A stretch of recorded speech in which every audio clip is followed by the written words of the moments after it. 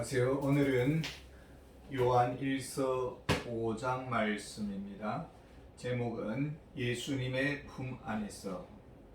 1절을 우리 한번 읽겠습니다. 예수께서 그리스도이심을 믿는 자마다 하나님께로부터 난 자니 또한 낳으신 이를 사랑하는 자마다 그에게서 난 자를 사랑하느니라. 그리스도인의 표지는 사랑입니다. 하나님을 사랑합니다. 그에게서 난 하나님의 아들을 사랑합니다. 또한 하나님의 자녀인 형제들을 사랑합니다. 2절에 우리가 하나님을 사랑하고 그의 계명들을 지킬 때에 이로써 우리가 하나님의 자녀를 사랑하는 줄로 아느니라. 과연 사랑한다는 것이 무엇입니까? 사랑하는 분의 말씀, 사랑하는 분의 뜻을 존중하고 따르는 것입니다. 하나님은 우리가 형제를 사랑하기를 원합니다. 과연 누가 형제입니까? 믿음의 형제를 어떻게 이해하고 있습니까? 하나님의 자녀를 사랑하는 줄을 아느니라. 사도 요한은 형제를 단지 세상적 관점에서 바라보는 것을 벗어나기를 원했습니다. 스펙, 재력, 관계, 가문 이런 것을 뛰어넘어서서 하나님의 자녀, 하나님의 생명의 기원을 가진 그런 절대적인 기준으로 형제를 보기를 원했습니다. 이것이 형제 사랑의 출발점이라고 믿습니다. 진정 형제를 하나님의 자녀로 본다면 어떻게 사랑이 나타날까요? 3절에 하나님을 사랑하는 것은 이것이니 우리가 그의 계명들을 지키는 것이라. 그의 계명들은 무거운 것이 아니로다. 형제를 사랑합니다.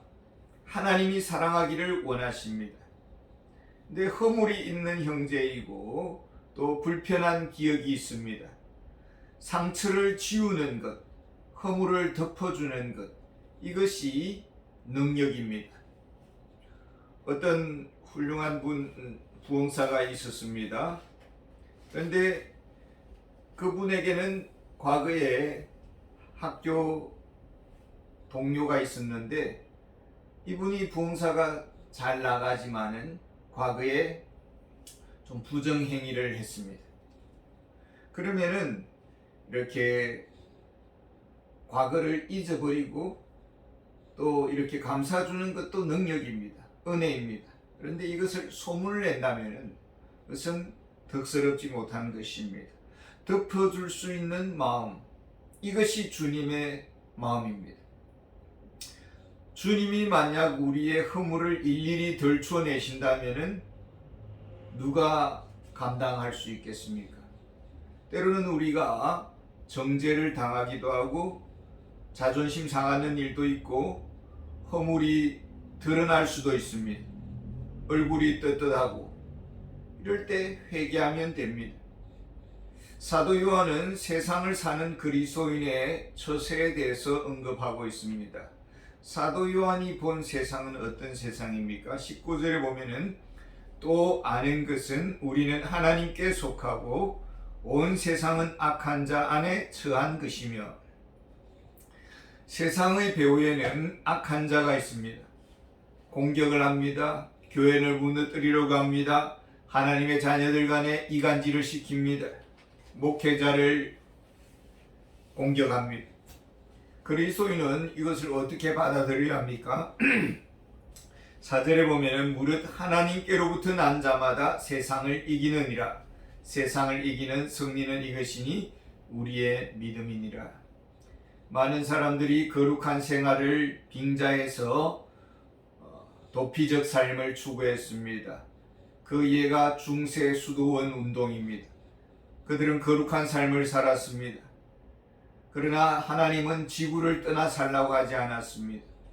많은 사람들이 깊은 산속, 사막, 또 외딴 섬에 수도원을 짓고 살았습니다. 지금은 관광지가 되었겠지만은 우리가 세상 살면서 부딪힙니다.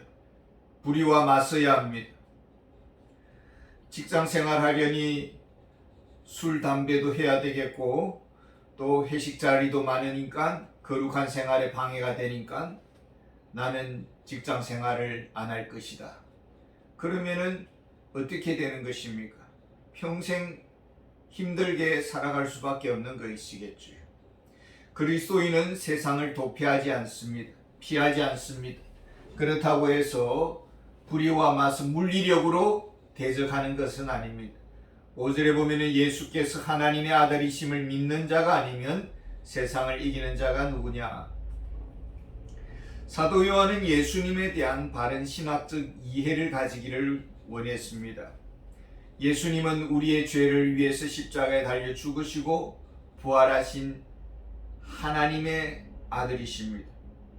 예수님은 지금도 살아계셔서 우리와 영원토록 함께 하시는 만왕의 왕, 만주의 주가 되십니다. 이것을 믿느냐라는 것입니다. 그렇다면 그 하나님의 아들은 우리를 어떻게 돕고 있는 것입니까? 20절에 보면은 또 아는 것은 하나님의 아들이 이르러 우리에게 지각을 주사 우리로 참된 자를 알게 하신 것과 하나님의 아들이 우리에게 지각을 주신다라는 것입니다. 우리 하나님 아들이 예수님이 우리 가까이 계시고 우리의 무지를 깨우쳐 주시고 우리의 눈을 열어주셔서 지혜롭게 해주십니다. 우리가 예수를 믿을 때는 출발점이 다를 수가 있습니다. 뒤처져 있을 수가 있습니다.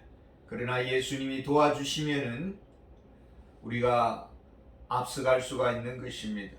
또한 하나님의 아들이 어떻게 도와주십니까? 14절에 보면은 그를 향하여 우리가 가진 바 담대함이 이것이니 그의 뜻대로 무엇을 구하면 들으심이라. 우리가 절망의 벽에 부딪힐 수가 있고 때로는 주저앉고 싶을 때가 있습니다. 도와주는 이가 없고 주변에는 하이에나 같은 사람들이 둘러싸여 있을 수가 있습니다. 근데 우리가 간구합니다. 그런데 그 기도 응답도 더딜 수가 있습니다. 하나님이 멀리 계신 것만 같습니다. 사도 요한은 무엇이라고 말합니까? 15절에 우리가 무엇이든지 구하는 바를 들으시는 줄을 암즉 우리가 그에게 구한 그것을 얻은 줄을 또한 아느니라. 하나님의 인도하심이 있습니다. 그러나 어떻게 미래가 전개될지 잘 알지 못합니다. 우리는 하나님의 주권을 믿고 있습니다. 기도하고 기다립니다. 하나님께 방법을 맡깁니다.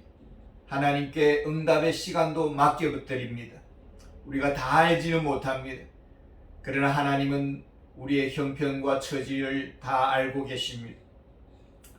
하나님의 그 탁월한 지혜와 방법으로 우리를 도와주실 것입니다. 그것을 믿고 맡기고 우리는 간구할 뿐입니다. 과연 하나님의 아들이 우리에게 또한 어떻게 도와주십니까? 11절에 보면은 또 증거는 이것이니 하나님이 우리에게 영생을 주신 것과 이 생명이 그의 아들 안에 있는 그것이니라. 우리가 십자가의 구속 사건을 믿습니다. 죽음에서 부활하신 하나님의 아들을 믿습니다. 나를 위해서 행하신 것입니다. 그분은 우리에게 무엇을 주십니까? 영생을 주십니다. 생명을 주십니다. 이것이 무엇입니까? 12절에 보면은 아들이 있는 자에게는 생명이 있고 하나님의 아들이 없는 자에게는 생명이 없느니라. 생명보험에 가입한 분이 있습니다. 큰 위기에 직면했을 때에 어느 정도 보호장치가 되어 있습니다. 그래서 어느 정도는 위로가 되겠죠. 미래가 준비가 되어 있기 때문에 그렇습니다. 근데 아무런 준비가 되어 있지 않는 분이 있다고 합시다. 그리고 평소에는 돈을 펑펑 씁니다. 위기에 직면했을 때에 가족을 위해서 준비가 되어 있지 않습니다. 예수를 그리스도를 믿는 자는 영생을 보장받았습니다. 살아가는 동안 하나님의 무한한 축복의 자원들을 우리가 끌어설 수가 있습니다. 필요할 때마다 예수님은 우리에게 힘을 공급해 주십니다. 예수님 안에는 무한한 하늘의 부하 창고에 그 자원이 있고 우리는 예수의 이름으로 끌어다 서는 것입니다. 주님이 우리를 도와주시고 힘주십니다.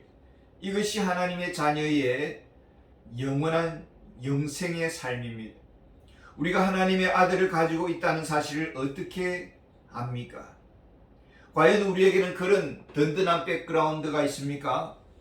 9절에 보면 만일 우리가 사람들의 증언을 받을진대 하나님의 증거는 더욱 크도다. 하나님의 증거는 이것이니 그의 아들에 대하여 증언하신 것이라. 사도 요한은 천상의 예수님을 본 때가 있었습니다. 변화산상에서 예수님을 향해서 하늘에서 음성이 들리는데 이는 내 사랑하는 아들이요 내 기뻐하는 자라 너희는 그의 말을 들으라. 말씀하시던 하나님의 음성을 들었습니다. 이 하나님이 아들에 대해서 이제 우리에게도 친히 증거를 해주신다라는 것입니다.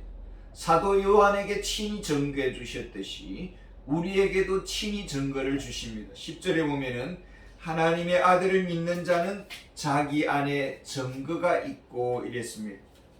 하나님이 우리 안에 증언하는 증거가 있습니다. 성령님을 보내주셔서 우리가 하나님을 향해서 예수님을 향해서 주라 시인하게 하시는 것입니다. 예수님을 향해서 하나님의 아들이라고 이렇게 우리에게 가르쳐 주십니다. 13절에 보면 내가 하나님의 아들의 이름을 믿는 너희에게 이것을 쓰는 것은 너희로 하여금 너희에게 영생이 있음을 알게 하려 함이라. 너희에게 이것을 쓰는 것은 성령님은 사도의 그 편지 성경 말씀을 통해서 우리에게 증언해 주십니다. 예수님은 그리스도시다. 예수님은 하나님의 아들이시다라고 우리에게 증언하십니다. 기독교의 특징이 있습니다. 하나님이 우리의 마음속에 내주하는 것입니다. 너희가 내 안에 거하고 내 말이 너희 안에 거하면 무엇이든지 구하라 주시리라. 주님이 내 안에 거하십니다. 우리의 몸을 성전 삼아 거주하십니다.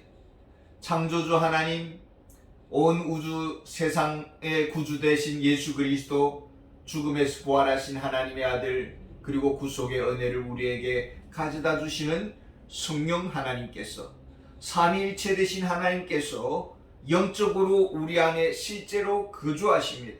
이것이 우리 기독교의 그리스도인들의 존재 양식입니다. 여기에 하나님과의 교제가 가능하고 하나님과의 소통이 가능합니다. 이제 사도 요한은 마지막으로 경고하는 말씀이 있습니다. 21절에 보면은 자녀들아 너희 자신을 지켜 우상에게서 멀리하라. 하나님은 우리가 참 자녀가 되기를 원하십니다.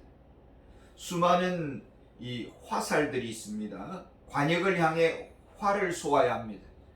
그래서 이 궁사는 이 활을 사용할까 저 활을 사용할까 선택을 합니다. 근데 어떤 활은 굽어져 있습니다.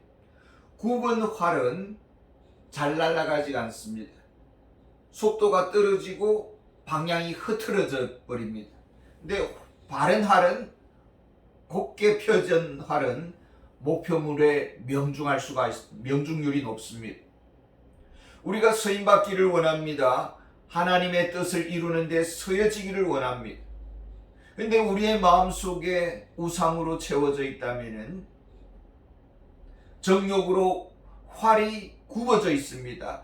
안목의 정욕으로 활이 녹슬어 있습니다. 이생의 자랑으로 활을 사용할 수가 없습니다. 다듬어져야 되겠고 깎아져야 되겠고 바르게 펴져야 합니다. 운동선수들이 시합 전에 체중 조절을 합니다. 체급에 따라서 체중을 맞추어야 합니다. 체중 조절에 실패하면 시합을 나갈 수가 없는 것이죠. 오늘 우리는 하나님의 아들과 동행하고 있습니까? 하나님의 뜻을 이루는 데 최적화된 그런 마음 상태를 가지고 있습니까? 내적 체중이 가볍습니까? 하나님과 동행하는 즐거움이 있습니까? 영적 자원을 끌어쓸 수 있는 그런 자원이 마음의 상태가 되어 있습니까? 녹이 슬면은 수임받을 수가 없는 것입니다. 최근에 러시아와 우크라이나 전쟁 사태를 보면서 러시아 탱크에 보면은 녹이 많이 서려 있다라는 그런 보도를 보았습니다. 그러면서 하시는 말씀이 녹슨 포에는 포탄을 넣어도 멀리 날아갈 수가 없다라는 것입니다. 불발 가능성이 높다라는 것이죠. 하나님께 쓰임받는 자는 정결해야 되는 것입니다. 하나님과 교제하려면 우리가 깨끗해져야 되는 것입니다. 이런 은혜가 우리에게 있기를 원합니다. 감사합니다.